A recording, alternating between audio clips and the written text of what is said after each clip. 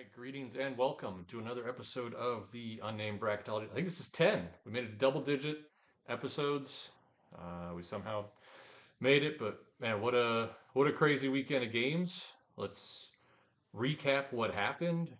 The only game of those top 10 big showdowns, right? Duke, UNC, Kansas, Houston, Tennessee, Kentucky, Purdue, Wisconsin.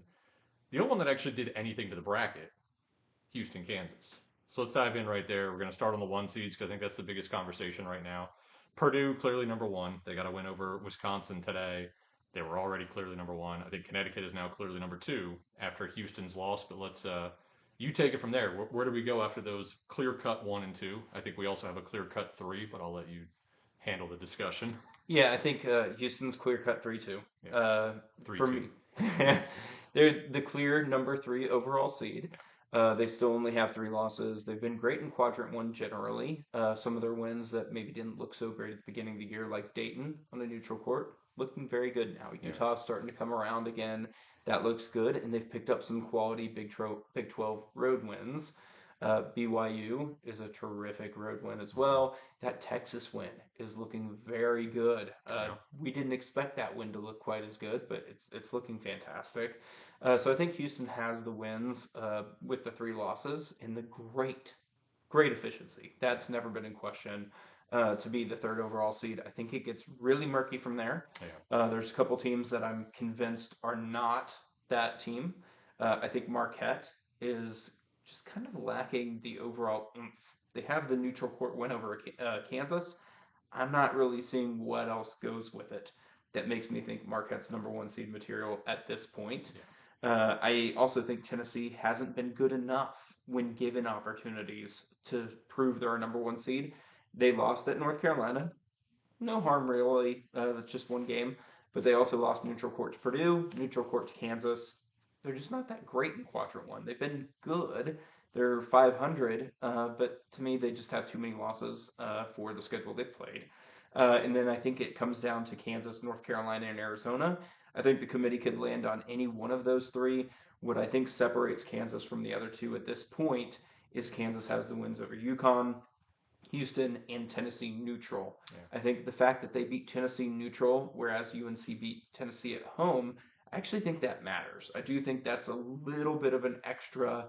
If you were thinking, well, Kansas got UConn and Houston at home, and they've got those questionable losses, I think the fact that the Tennessee game was neutral is just that little bit that kind of pushes them over for me. Yeah, I think that's clearly they have the better win over Tennessee, which to me, I have Tennessee at six, Arizona at seven. I could go either way on that, really.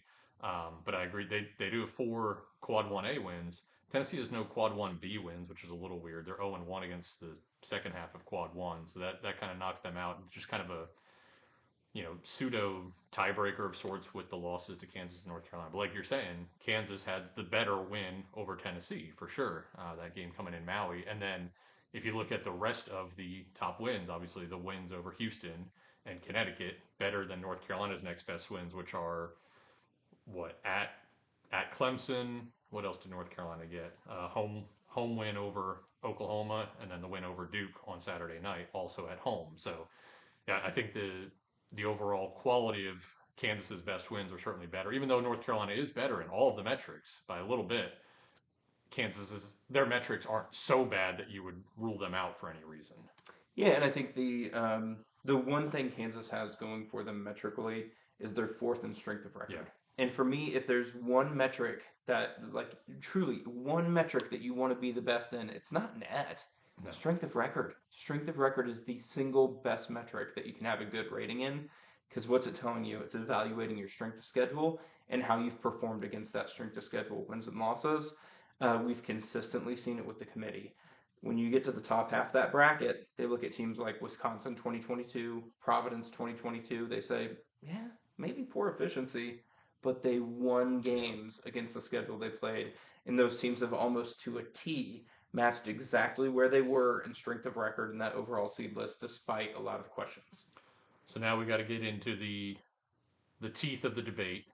How does Kansas beat Houston and not move ahead of them? I don't have them ahead of Houston either, but everybody that doesn't do bracketology and follows Kansas was very upset with you for that one. Yeah, I think this is the age-old situation for bracketologists. It's the total body of work. It's not just It's one game. 5% of the resume. One It, game does not a resume make. yeah, and I think the other thing that I think a lot of I would say die-hard college basketball fans, but not bracketologists, would think is, oh, this is a one-on-one comparison. It's like, well, maybe if we had a home and home and we Yeah. could compare I both think if teams that getting a win was home at game. Houston, I would probably put Kansas ahead of them. But going into that game, I mean, we talked about it. We both had Kansas as like a 3 seed. I had them at 9 overall. I think you had them at 8 overall. But still, they had to jump several teams just to get to Houston. Like after North Carolina and Tennessee lost the middle of the week, it was those top three and then a Grand Canyon, not the Grand Canyon Antelopes, who are deserving 11, 12 seed. There was a massive divide to number 4 overall, which is why there is such a debate about who should be that fourth team right now. But I don't think that one home win, even though it was very convincing, they shot like 70% against the best defense in the country. I don't think that's enough. I think they're still. I don't even think it's a narrow gap. I still think Houston's pretty convincingly ahead of Kansas on the seed list. I was going to say the same exact thing. There is, to me, a Purdue gap to UConn. Yeah. I would even say a little slight gap between UConn and Houston at this point. I think UConn is very solidly Yeah. number 2 overall, but I think there's a big gap between Houston and Kansas still. Again, it's the total body of work, and I think Houston has it in a convincing way. Kansas doesn't. My only thing with UConn that keeps it from being a clear gap, only 1-1 against Quad 1A. It's a little weird. I don't know how that's the case in the Big East that they haven't gotten those wins yet. I mean, I guess they just haven't played at Marquette or at Creighton or at who else is even in the top 30 anymore. But I'll be curious to see what happens once they have those games if they're able to hang on to that one seed. But it certainly feels like they will. It feels like they're the best team in the country.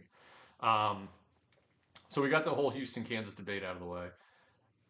I tweeted about this. How crazy would it have been if Duke had beaten UNC?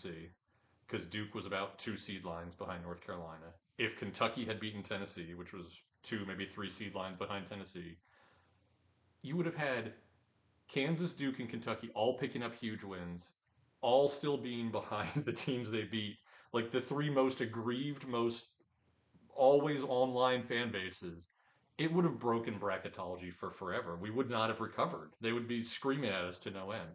I mean, and if Wisconsin had beaten Purdue, where would we be there? I mean, it could have been an absolutely chaotic weekend, and all we really got were the home teams taking care of business. So, aside from Tennessee winning at Kentucky, which I think they were actually favored in that game. So, what is there about 4 teams in particular that we're kind of struggling with where to put on the seed list? We'll do them in, let's go alphabetical order instead of seeding order, since we might be different on the seeding. I don't think we're different on how we alphabetically arrange them. But Boise State, first one. I'll go through their metrics here. 35th in net, 34th resume average, 50th predictive average.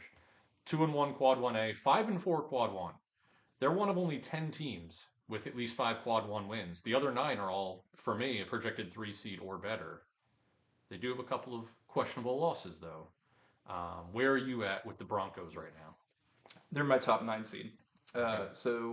That means 33rd overall. I feel very good about Boise State in general.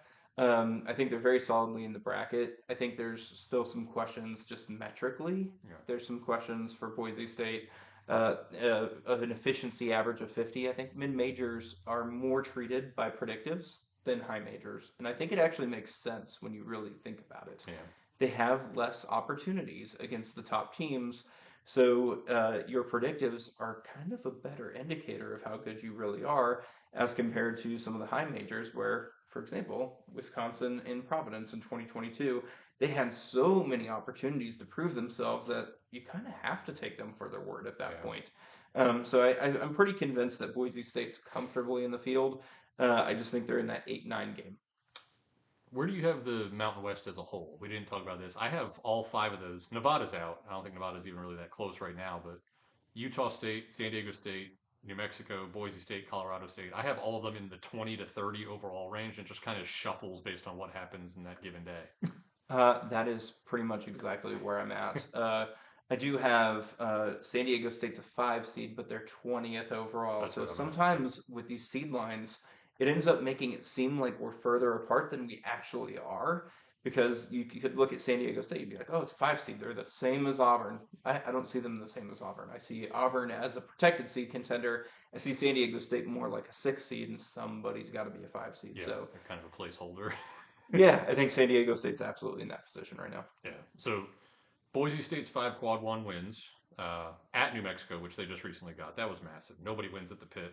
New Mexico was 10-0 at home and like getting stronger by the day. They won by like 13, then 16. Then they beat Nevada by 34. So for them to go in there and get that win was massive. That neutral win over St. Mary's didn't look great 2 months ago, and now it looks amazing. Now St. Mary's is, I think, 8, 9 seed material. At home against San Diego State, at home against Colorado State, and then that road win over Nevada. And all their only remotely bad loss is UNLV. I have them as a 7 right now, and I think I might be a little bit high on them, but those 5 quad 1 wins, it just jumps off the page when you're at that point looking at teams like Florida Atlantic, who also have bad losses, and Ole Miss, who has great resume metrics but maybe not the best wins. I mean, it just kind of stands out for me with Boise State. Let's go to Butler, who I'm sure I'm lower on than you are, but Butler's metrics: 48th in the net, 43rd resume, 58, 53, something in the 50s. I can't read my own writing. Predictives: 3-6 against quad one. Their only remotely questionable loss at home against Seton Hall. Great, great, great road wins over Marquette and Creighton. Also got a neutral win over my 7 seed Boise State Broncos. Where are you at with the Bulldogs right now? I think you pretty much answered why I'm so high on Butler. I have them 36th Okay. overall, so they're my final 9 seed. Strength of record's 33, so actually a surprisingly good strength of record that you might not expect. But really, it's all about what they've done away from home. Yeah. At Marquette, at Creighton, Boise State neutral jumps off the page. When I got to 36th overall on my seed list, I was like, I'm not seeing any more 9 seeds. Somebody's got to be a 9 seed. So you start looking for what's different. Like, what does one team have that no other team can answer with? And that's what I think Butler is jumping off the page for me and jumping up my seed list for is something nobody else has, and that's 3 really good wins away from home, 2 of them exceptionally good. Yeah. They were before that road win over Creighton, which was Friday night, I believe. And that was a painful game to watch at the end. I think they said the last 33 seconds took 21 minutes. But they were outside the top 50 in all the metrics until that game, which is why I was like, I even tweeted about it. I was like, why? Everybody seems to be scrubbing Butler into the field. Like they're in everybody's last 4 in, and I didn't get it. But their February was going to prove it one way or the other because they have 8 games against the top like 7 teams in the Big East in February and started out really well. So I bumped them up to their now 40th for me. So bottom 10 seed, a little bit lower than you, but you probably thought I had them even lower than that after that little message you sent me the other morning. Nebraska, who just lost to Illinois in overtime. That was a barn burner of a game. 57th in net. Obviously, this is not factoring in the loss to Illinois yet. 57th in net. 25th in the resume metrics. 55th in predictives. 3-3 quad one. 3-3 quad two. 10-0 outside of that. Great home wins over Purdue and Michigan State and Wisconsin. Did have that really good road win over Kansas State. Basically, the only thing they've done away from home all season long. I have Nebraska as my top 9 seed. I know you don't because that's where you have Boise State, but where do you have Nebraska now? 10 seed, and I feel like even with the loss at Illinois, that's not going to change. I think they're solid 10 seed at this point because they have some really nice home wins. But you mentioned it, home wins. That's why I can't get them higher on my seed list right now. Got to do something away from home. Yeah, their league losses at Maryland, at Rutgers, at Minnesota, at Iowa, at Illinois. I forget what the other one is, maybe at Wisconsin. But got that great home win over Wisconsin the other night.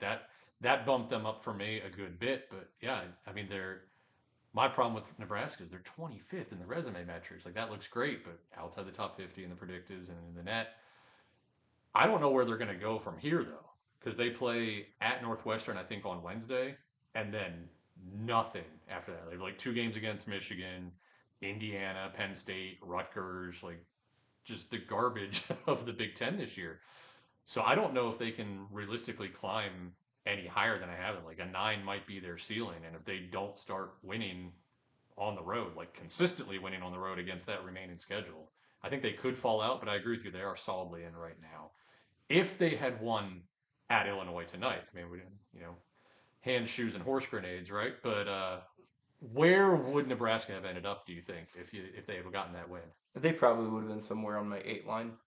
I think uh, I could have possibly seen them all the way up to a 7. I doubt it because their net was still not very strong at all. Yeah, Still would have been one road win, but I think that probably would have been enough to move to an 8. yeah, I think I might have put them up near like Florida Atlantic on my 6 line. Like I don't know. I want Nebraska to be seated better than they are, but they just don't deserve it. One other team, Texas, who you know a week ago questionable whether or not they were even in the field. If they had won that home game against Houston, that'd be massive. But 32 in net, 35 in the metric or resume metrics, 23 predictives, 4-4 quad one, 1-2 quad two, which is just bizarre. And then they have that one bad loss at West Virginia. You're a bit higher on the Longhorns than me. Go ahead, tell me where you have them why you have them where you do. Got a fun trivia stat for you today, Oh, I Harry. love trivia. How many teams in the country have 4 Quad 1A wins? I'm gonna guess it's about 6. 4. Okay. Purdue, Arizona, Arizona, Tennessee. Tennessee, Yep. and the Texas Longhorns. Wow. So I have Texas as my top 7 seed, and pretty much because they're the antithesis of Nebraska. They've gone out and won games away from home against really good teams. And I think when you do that with 3 Quad 1A road victories, plus a nice win over Baylor, which is looking even better Yeah. by the day, that's enough for me to move Texas all the way up to my top 7. It's so crazy that they have road wins over Cincinnati, Oklahoma, and TCU, but they're 4-5 in Big 12. They can't win at home. What do they need to do the rest of the way to fall out, in your opinion? If you have them as a 7 now, I mean, if they end up 8-10, but don't really add anything else, because they don't have any quad 1B wins. The 4 wins are great, but I mean, I think back to Rutgers a couple of years ago. They had 5 quad 1A wins and went 18-13, just barely got in. I think it would be enough because that Rutgers team won at home in their big games. They were at home and they still got in. Texas winning on the road, it's just different. It really is. It jumps off the page when you're looking at bubble teams. Who picked up big road wins? Texas did it. Same reason I love Butler. Big road wins matter. It's funny that you said they're the antithesis of Nebraska, because I have Nebraska at 33 and I have Texas at 34, and I really have no clue where to put either of those teams. I struggled all day with that. Really, I think that's kind of where I was like you were saying with 36, like what stands out at this point? Like that's where I start thinking about Indiana State. I wanted to put them up as a 9 seed. It was like I can't put Indiana State ahead of Texas. That's insane. So I just landed there. I think because they only have the 5 total wins against quads 1 and 2, and I know those 4 wins are quad 1A. I don't know, just something about it. It puts a little bit of a glass ceiling on it for me. I do think you bring up a good point, though. And I think we talk about metrics all the time. We talk about certain records all the time. Sometimes there's just a bit of a gut feeling with bracketology where you look at it and you say, I don't really care what the metrics say. I don't think the committee in that room would want Indiana State higher than Texas, right? Like sometimes it's as simple as that. You just don't think they're better. So that's where you go. And I think there is a part of bracketology that really exists in that sphere. I wouldn't even say it like that because it makes it seem like I don't think the Sycamores are a good team. Because I do. They just don't have a great win. I think they swept Bradley. They got a home win over Drake. Their 3 wins are, I think, all Q1. Or excuse me, 3 losses are all Q1. Like nothing bad about that resume. But they don't have 4 quad 1A wins. They don't have great road wins. That's why I can't put them ahead of Texas. We were on the fence about to talk about the 3 SEC teams, but I want to. So Auburn, Ole Miss, and Texas A&M. I think we're in exact agreement on Auburn now, and I don't like where I have them, but 17 overall, top 5 seed. If they had lost that game against Ole Miss yesterday, I mean, they were down 13 in the first half, and everyone was like, "Oh man, is Auburn a bubble team now?" And now they get that one quad one win, which isn't even that great of a quad one. Ole Miss could drop out. That might not even be a quad one win 10 days from now. We saw that with, I think, North Carolina last year, where they finally got that win, and then it became a quad two win. You know, because of that one quad one win, we're like, okay, now we can finally believe the metrics, and we have to put them at least a 5. But if they had lost that game, I was already down at a 7 with Auburn. I probably would have had to drop them even further. Yeah, I think it really raised questions about whether they were actually going to make the tournament. Like, of course, I thought they would make the tournament. I'm Yeah. not saying I didn't think they would, but it does bring open that possibility of we never, ever see teams get in without a quadrant one win. If you're going to get in that large, you need one. And, like, at some point, it's different if you're a mid major and you had one or two opportunities. Then I could see the committee saying, maybe we'll consider them because they didn't have the Yeah. opportunities. But Auburn's had the opportunities, so I think it was really big for them. Even then, when I went to go bracket today and create my overall seed list, I got to 15 and 16. I was like, okay, this is probably time for Auburn based on the metrics. And then I was like, no, you know Yeah. what? This one win does not cure everything that was already a problem with Auburn's resume. So I slotted them exactly where you have them, 17th. Yeah. I mean, I was in the same boat. It's like you get to that point. It's like, am I going to put Auburn with one kind of good win over, an Iowa State team or something like that? I don't even remember who I exactly have at 15 and 16, but, Duke and Illinois, they're in that range. They at least have some quality wins, some really good wins. And I don't think Auburn's there, even though they do have that quad one win. For But me, it was them and Creighton. And I just kept okay, looking at it yeah, and I like think it was the same for me. Yeah, Auburn, better efficiency. Auburn, better resume metrics. I still just couldn't do it. I said, Creighton's actually won some games. Like, it has to mean something. Winning important games has to mean something. So, for me, I think, Auburn's not out of the protected seed conversation by no, any means. They're one spot out of a protected seed, but there's still some question marks there. I mean they're at Alabama this week, right? Like if they win that game, they're very much in the 2 seed conversation all of a sudden because their metrics are already there. They just need the wins to back it up. So the team that they beat, Ole Miss, I mean, we talked about them on Thursday as that, were they ninth in strength of record 3 days ago? I don't know where they are now. I didn't even write that down. But where are you at with the Rebels? I almost said Bulldogs. I'm so sorry, Magnolia State. I think Ole Miss and Mississippi State for me, and we'll get into that a little bit more. Preview of where we're going at the end of this episode. They're a first 4 team for me. Okay. I think Ole Miss is the shining example of what it's like to have good resume metrics, but not a whole lot actually there. So for me, I think Ole Miss falls into one of the last teams in the bracket just because nothing really jumps off the page other than the resume metrics. That's about it. Yeah, I think I have them as an 11 seed now. Either way, it's very much a bubbly team now. And yet, we're like, oh, look, Auburn got this win over that team. Now they're a 5 seed. And then who's the other one? Texas A&M, who we've talked about before. They put together a really, really difficult non-conference schedule. Schedule. There's that word. I think they're 14 and 8 overall. Got 4 quad one wins, but also just quite a bit of losses. Not as many losses as Villanova, but I know you've been much lower on Texas A&M than I have for a while now. I believe I have A&M as a 9 seed, maybe a 10, somewhere in that range. Where are you at with the Aggies? An 11 seed, and I won't say I feel good about it. Actually, I think Texas A&M and Texas, in particular, those 2 teams are giving me a harder time seeding than anyone else, just because they do have some nice wins.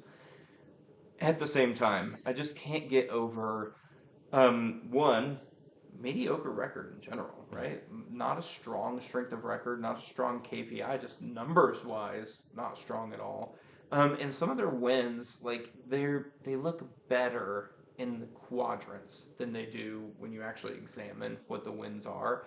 And even this Florida win, it's like, yeah, they beat Florida by 1 at home. Yeah. Like that's not doing it for me as like some reason to move them up. So I don't feel good about Texas A&M as an 11, but I also think I was looking at some other teams that are similar. They're not that different than like Seton Hall, Yeah. and so why am I treating them that much better than Seton Hall? So I think I actually have A&M and Seton Hall right back to back on my seed list.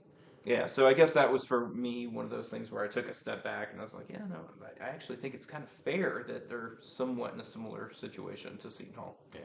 All right. A&M, Seton Hall, Ole Miss, Mississippi State. We're clearly down to the bubble now. Let's do our typical last four in, first four out. Who do you have going to Dayton, and who do you have just missing the cut? I have actually, so this is in order.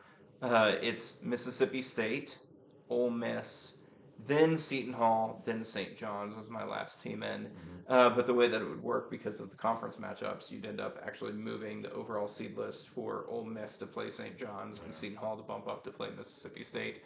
What those teams have in common is they have wins against Quadrant 1. 11 combined wins amongst those teams. So I think it gets to that point where you're getting to the edge and you're saying who should be in, who should be out. What those teams have in common is victories versus Q1. Yeah.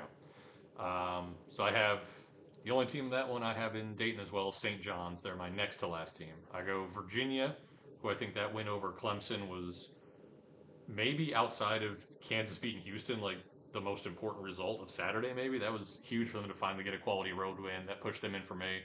Cincinnati, who'd they beat? Texas Tech, also a road win. That pushed them in for me. I think they probably pushed them in even further for you. Then St. John's, and I still have Richmond hanging on just because I want to have a mid-major in there somewhere, I think. But Mississippi State is now my first team out. I really punished them, not so much for getting blown out by Alabama, but just the overall state of the resume is really questionable, and they have that terrible quad four loss to Southern. I think that's when you get down to it. Like Northwestern is my fifth to last team, and they have that terrible home loss to Chicago State. I think that really hurts you when you get down to the bubble. Colorado is my second team out, and then just a jumble of Providence, Xavier, and Villanova. I think one of those three Big East teams will probably play their way in. None of them are deserving of a bid right now. Yeah, I felt like there were no teams out of my bracket that I thought should be in my bracket. So my first teams out are in order Colorado, Wake Forest, Memphis, and Nevada. You had mentioned Nevada not being close, and They are close. I didn't mean they're well, gone, you know, but actually for me, it was I just had to find the fourth team out. Like I actually don't think they're that that's close. why to I being have somebody's got to be there. But Colorado, I talked about the teams that I had in having Quadrant 1 wins. Colorado is 1-4 versus Quadrant 1, 60th in strength of record. yeah. Wake Forest is 62nd in strength of record, 0-3 versus Quadrant 1. Memphis is still 5-4 versus Quads 1 and 2, but they do have that Quad 3 loss. They have a Quad 4 loss. And then Nevada, they're 3-4 versus Quad 1 2. Actually 3-2 versus Quad 1, which is why I even got them to this point at all. But again, they still had that bad loss, and 62 in KPI, 67 in strength of record. So all the teams that I have out actually feel very comfortable with them being out of the field. None of them seem like a team that should be in the field. So do you have Richmond in now? Do you I have them auto? out, and okay. There's that VCU game. I had them as my, right on that border of being in or out, and just the VCU performance. Wait, did they lose to VCU? Did Yeah. I miss that entirely? Yeah, they lost to VCU. What the hell's wrong with me? I got to redo my bracket. All right. Yeah. All right, so I have Mississippi State as my last team in now. There you go. I totally missed that one. There's so much going on. All right. Well, I got to go adjust my bracket. Thank you for letting me know that. I'd look really stupid in the morning. But that's all for now. We'll see you again on Thursday. Take care.